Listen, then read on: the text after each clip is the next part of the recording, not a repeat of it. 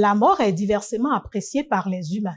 Selon l'orientation philosophique, religieuse et même spirituelle, dans la dimension spirituelle africaine, cette séparation du corps et de l'âme nécessite des rituels funéraires pour accompagner le défunt vers l'au-delà ou vers les terres célestes. Mesdames et messieurs, vous êtes sur Héritage et aujourd'hui nous parlons du deuil et des rituels funéraires dans la tradition africaine. Merci de vous installer pour ce numéro de Héritage. Comment vit-on le deuil en Afrique et au Bénin en particulier? Quels sont les rituels qui accompagnent un défunt vers l'au-delà? Comment est-ce qu'il faut accompagner les proches du défunt dans ces moments douloureux et difficiles? Eh bien, nos invités sont là pour nous parler donc de ces différentes questions, pour nous éclairer et nous étayer, pour que nous puissions dorénavant mieux comprendre le mystère de la mort et l'importance des rituels funéraires.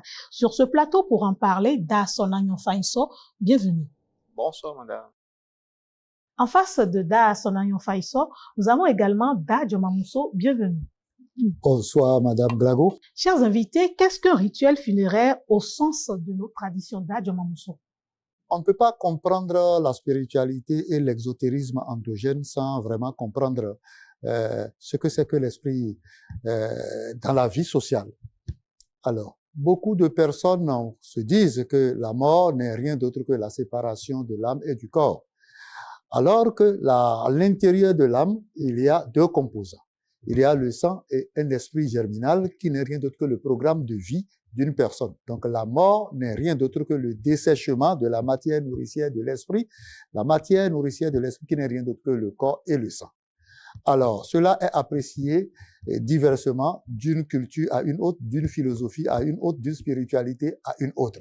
Peu importe l'appréciation qu'on en donne, mais force est de comprendre que après que l'esprit qui est le destin ou le programme de vie d'une personne se soit échappé de la personne, cela fait recours à des pratiques, à des manières par lesquelles il faut consacrer l'après-vie d'une personne. C'est de cela qu'il s'agit et c'est ce que nous appelons des rituels et toutes les formes de procédures, de mécanismes, de pratiques qu'on exécute, qu'on exerce d'une culture, d'une ethnie, d'un autre philosophique à un autre, s'appellent les rituels funéraires. Da Sonagnon Faïso, quels sont les différents types de rituels qui existent et qu'est-ce qui fait leur particularité?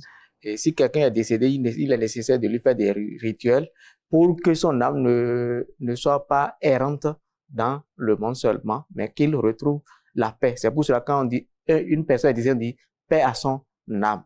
Donc, quand quelqu'un est décédé, surtout dans notre tradition africaine, il faut d'abord annoncer à la famille, parce que c'est des étapes qu'on ne peut pas briguer. On vous écoute. Oui. Toute personne est née d'un père et d'une mère. Je prends mon exemple, parce que je suis pas immortel, je suis mortel. Donc, ma famille doit aller vers ma famille maternelle, annoncer que, votre enfant est décédé comme ça. Ils vont demander, mais qu'est-ce qu'il a eu? Et ça, parce que moi, je suis né dans une famille royale. On perturbe un peu les gens, on dirait beaucoup les gens, on va demander, on va les taquiner, tout ça. Donc, ils vont quand même se comprendre et on fait un petit rituel pour que l'annonce soit faite. C'est pas seulement que tu vas aller seulement annoncer. Il faut faire d'abord un pas.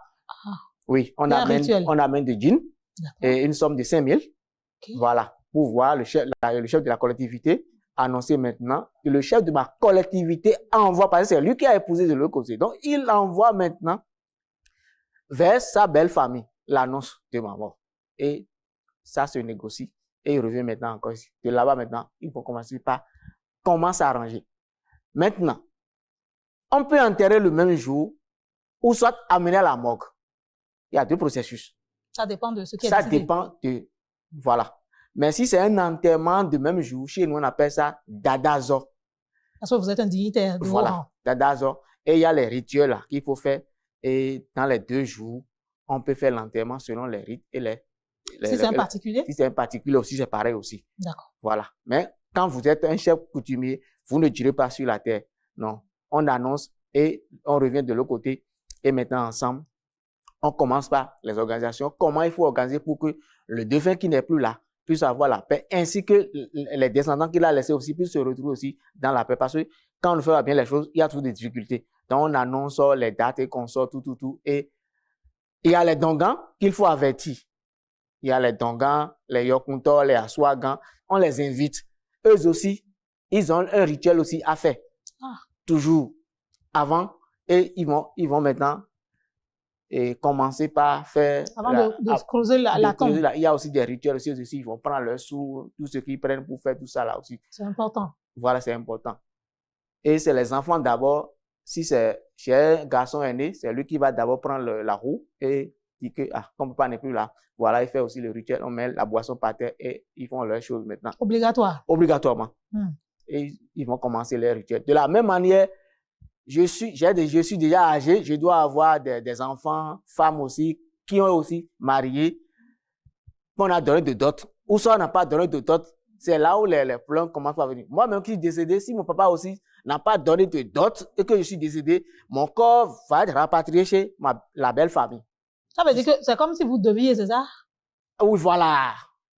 Donc, c'est comme ça. Donc, il y a beaucoup de processus dans le déroulement d'enterrer une personne selon les us et coutumes de chez nous.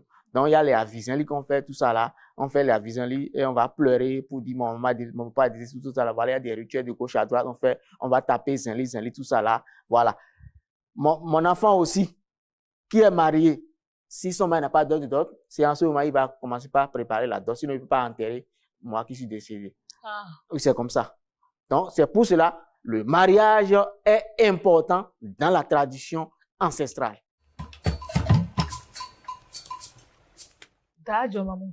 Les rituels funéraires dans nos traditions, ce n'est pas à prendre à la légère.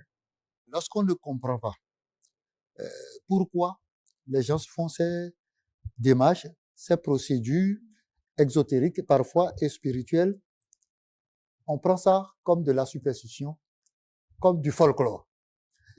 Et pour comprendre les us et coutumes en Afrique, il faut maîtriser des types de théories au niveau de l'âme.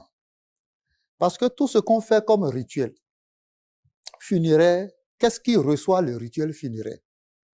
Ce n'est rien d'autre que l'esprit germinal qui est le programme de vie de la personne, qui est en quelque sorte le destin de la personne qui s'est échappée de son corps et qui a les caractéristiques d'enregistrer tout ce que nous faisons comme rituel et tout ce qu'il faut pour qu'à la prochaine réincarnation, d'accord, il puisse les réaliser en acte dans du sang.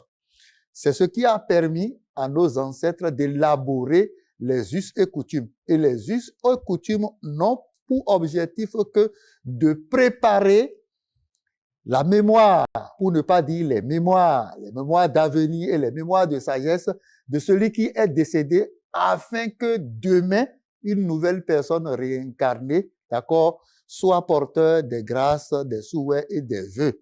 C'est pourquoi quand l'individu décède, tout ce qu'on fait comme rituel n'a pour objectif que de consoler, d'accord, l'esprit germinal qui n'est rien que l'âme de la personne qui s'est échappée, pour que demain, si cette personne réincarne une autre personne, une introspection, une relecture dans la mémoire de sagesse de cette personne-là ne sent pas de l'anxiété, ne sent pas de frustration, mais sente la joie et comment on appelle, la paix. Et c'est pourquoi les rituels funéraires sont souvent accompagnés de chants, de musique, de joie et tout ce que nous faisons.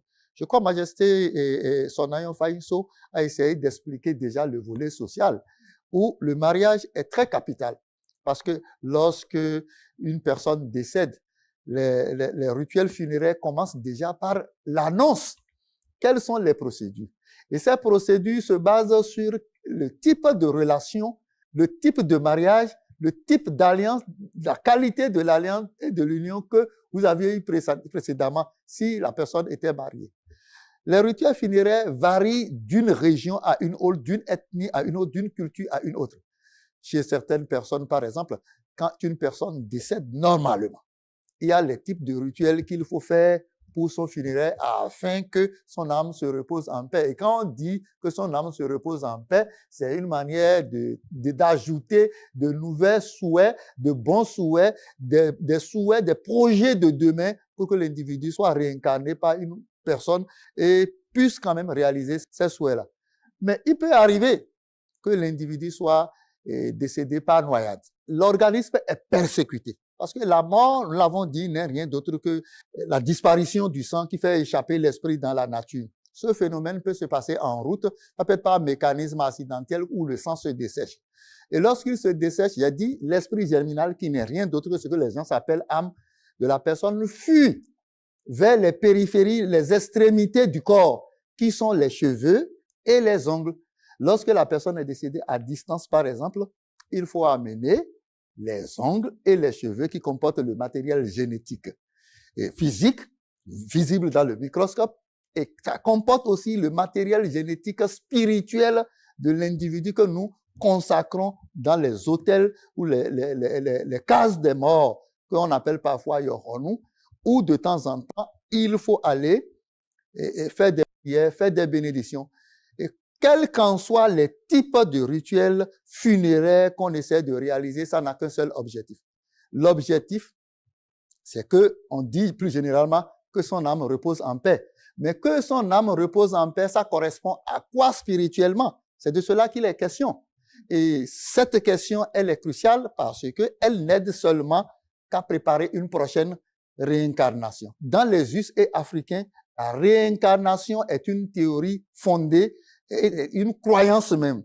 Les rituels funéraires n'ont que pour objectif de préparer une prochaine réincarnation pour des objectifs matériels et du progrès. Dadja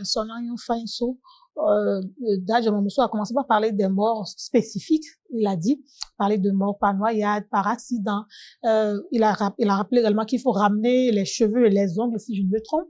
Est-ce qu'il y a d'autres spécificités de décès qui nécessitent des rituels spécifiques? Oui. Tout homme sait là où il est né, mais ne sait pas là où décédé. Donc, quelqu'un qui est décédé, tel que Dadja a commencé, si c'est un décès par accident, il y a des rituels qu'il faut faire pour accompagner l'âme de la personne. Et là, en réalité, il faut aller à l'endroit où la personne est décédée. Avant même de toucher le corps, on doit appeler les maîtres qui ont la compétence d'exercer quand il y a des décès, ces cérémonies-là. Et c'est eux qui vont venir d'abord et préparer ce corps et donner les rituels qu'il faut, par même des consultations. Et demander qu'est-ce qui s'est passé réellement, c'est comme ça. Et tout ce qui est dans la consultation, ils vont le faire. Et là, maintenant, ils vont en déplacer l'âme de la personne de là. Sinon, si rien n'est fait, l'âme de la personne est toujours debout là, ou bien couchée là. Donc, quelqu'un qui se pend, il faut forcément faire un rituel avant de le prendre. C'est pour cela que vous allez voir qu'il y a des carrefours, les gens sont décédés, et tout le temps, il y a des accidents. Parce qu'il n'y a rien qui a été fait.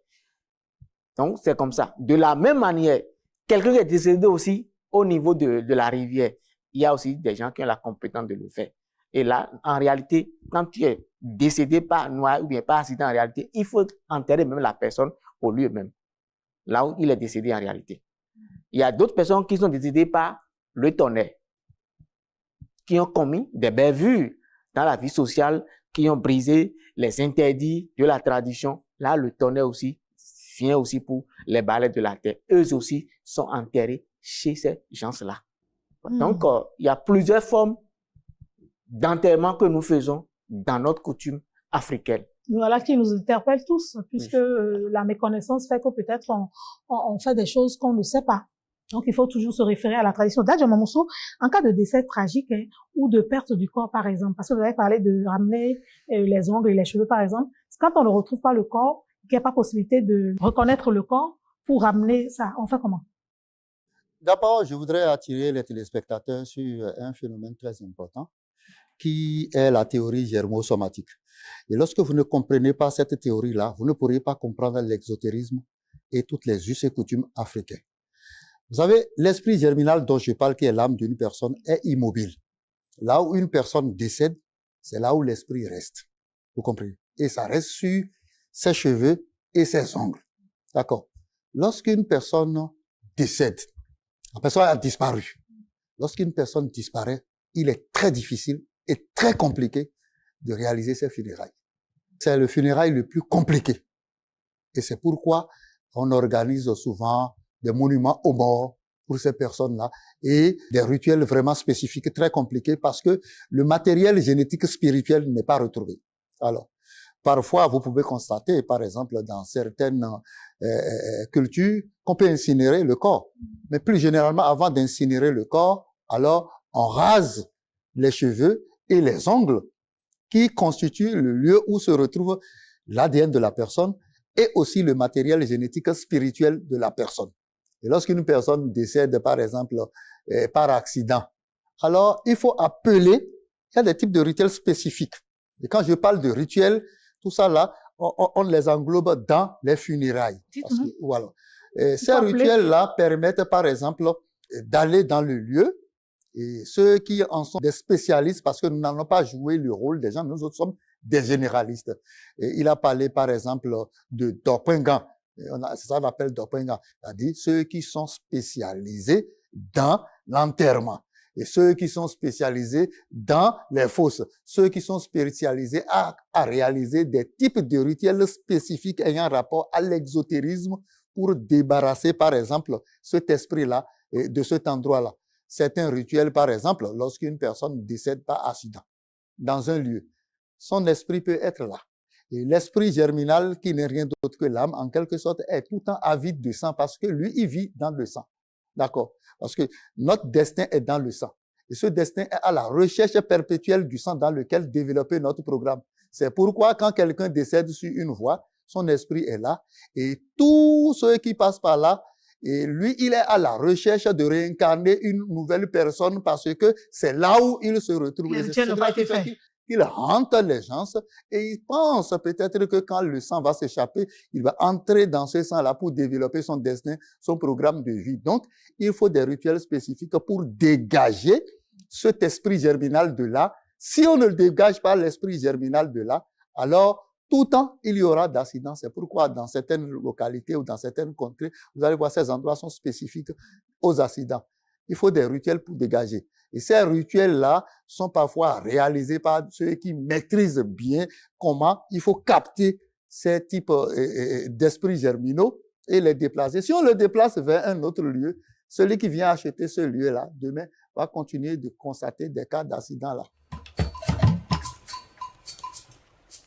Chers téléspectateurs, nous parlons du deuil et des rituels funéraires dans la tradition africaine et béninoise en particulier. Nous sommes presque à la fin de l'émission, mais je vais poser une ou deux questions encore à mes invités avant d'en arriver à la rubrique partage.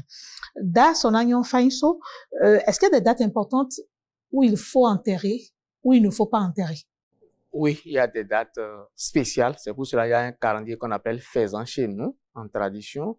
Et quand la personne est décédée, il faut aller vite consulter ce calendrier-là pour voir si c'est quelqu'un qui est décédé dans une semaine, entre un lundi par exemple, il faut aller consulter le calendrier pour voir si maintenant parce que les enfants vont se regrouper d'abord pour voir la date réellement. En même temps qu'on choisit la date, il y a une consultation et après on fait encore un autre sacrifice d'abord pour que ce décès ne provoque pas encore un autre décès. C'est pour cette raison que les dates sont obligatoirement bien visées avant de faire un enterrement. Est-ce que tout le monde peut participer à des rituels funéraires? Tout le monde peut participer. Tout le monde. Sauf si la personne est dans une confrérie où il ne peut pas assister. Voilà, donc c'est ça. Sinon, tout le monde peut quand même assister. Oui. C'est pas interdit. Oui, mais on entend souvent dans des familles où on dit, dès que je ne serai plus là, tu es interdit d'y participer. Il y a des femmes à qui on interdit même de participer aux obsèques de leur mari, non? Tout ça n'est rien d'autre que les conséquences déjà liées à l'union et au mariage, d'accord. Mais parlant d'interdit où on a prohibé à une personne de ne pas être aux funérailles ou aussi ça là, je crois qu'en Afrique c'est très rare. D'accord. En parlant de date, par exemple, en Afrique plus généralement, particulièrement au Bénin, quand une personne décède, par exemple, mardi, ça signifie qu'il y a encore une autre mort qui va frapper dans la famille. Par exemple. Non, mais je dis quand une personne décède le oui, mardi. Oui, c'est comme ça. Oui, c'est pour ça. Et quand on décède le mardi, on se dit qu'attention, coucou. Ouais. Donc, les dates sont en quelque sorte... Les jours de décès aussi déterminent et portent des messages. Voilà, qui sont porteurs de messages et qui ont été consacrés et établis comme ça par nos ancêtres. Comment est-ce qu'on peut vivre ou on doit vivre un deuil et les rituels funéraires? Dadji Mamoussou. Je crois que les rituels funéraires, on ne les vit pas n'importe où. Il faut aller vers là où on a consacré le mort. Et c'est là, en cet endroit précis, où se retrouve son matériel génétique spirituel qui peut recevoir, qui peut enregistrer des souhaits, des vœux, des bénédictions. Et par conséquent, de temps en temps, si vous n'avez pas encore eu la malchance que votre père ou votre mère ou votre parent est déjà réincarné une nouvelle personne, vous devez de temps en temps aller ajouter des prières, des bénédictions. Parce que ce qui est sûr, celui qui va réincarner votre père qui était décédé ou votre mère qui était décédée a en lui le matériel génétique, tous les faits que votre père avait déjà vécu et a beaucoup plus de chances par introspection de se rappeler de vous, d'être reconnaissant vis-à-vis de vous. Comment est-ce qu'on peut accompagner les proches d'un défunt? Oui, si c'est ton mari qui est décédé, par exemple, là, et que toi, on dit que tu n'es pas fidèle, il ne faut pas aller regarder le corps. C'est simple que ça. Voilà. Ainsi que des amis aussi. Ah. Donc, si vous voyez qu'il y a des contentieux entre vous, que telle personne est décédée, restez à l'écart. Sinon, ça vous accompagne. Pour accompagner les proches des défunts. Oui, pour accompagner les proches des défunts, là, ça peut être des moyens de finance ou bien des prières. Voilà ce que je dis. De la même manière, le quartier aussi peut assister à un silence de 48 heures pour accompagner. Une communion d'esprit. Voilà, à la personne. Oui, c'est comme ça. C'est aussi bien aussi d'annoncer que dans notre culture et dans nos us et coutumes, c'est possible que si vous êtes auteur de la mort d'une personne, il y a aussi des rituels qu'on peut faire pour que l'esprit de celui qui est décédé vous rentre et vous pourchasse. Donc, avis à ceux qui s'attaquent aux autres et qui mettent à mort d'autres personnes. Chers téléspectateurs, nous allons à présent, à la fin de cette émission, recevoir des connaissances de nos invités. C'est dans la rubrique Partage. Dadjo Mamousso, on est à la fin. Hein? On a parlé du deuil, des rituels funéraires. Quels secrets, quelles connaissances vous voulez partager avec nos téléspectateurs? Parlant de secrets, c'est pour dire que partout ou chaque année, il faut aller vers où votre parent a été enterré, parce que c'est là où se retrouvent ses cheveux, ses ongles, c'est là où se retrouve son matériel génétique et spirituel, et c'est en cet endroit où vous pouvez apporter des souhaits, des vœux, pour que demain, une personne qui sera réincarnée puisse vous faire bénéficier de ces souhaits que vous avez déposés. Merci beaucoup. Lorsqu'on vous dit une personne est décédée dans vos familles, participez. Mais si tu ne veux pas y aller, on dit cotisation donnée. Nous qui sommes dans la tradition, à des moments donnés, essayez de rappeler ceux qui ne sont plus là. Priez pour eux. Eux aussi vont prier pour vous, parce que même au-delà, ils vont vous soutenir. Ils vont vous protéger, vous donner le courage et la force pour que vous ayez une vie favorable partout où vous serez. Merci beaucoup, Sonayon Fainso. Chers invités, merci beaucoup. Merci d'avoir été là. Mesdames et messieurs, c'est la fin de cette émission. On retient essentiellement que le deuil est important après la séparation du corps de l'âme. On retient également que les rituels funéraires, selon les familles, les communautés, les ethnies, sont nécessaires pour accompagner le défunt dans son voyage de l'autre côté. On retient également que si vous avez une personne défunte dans votre famille,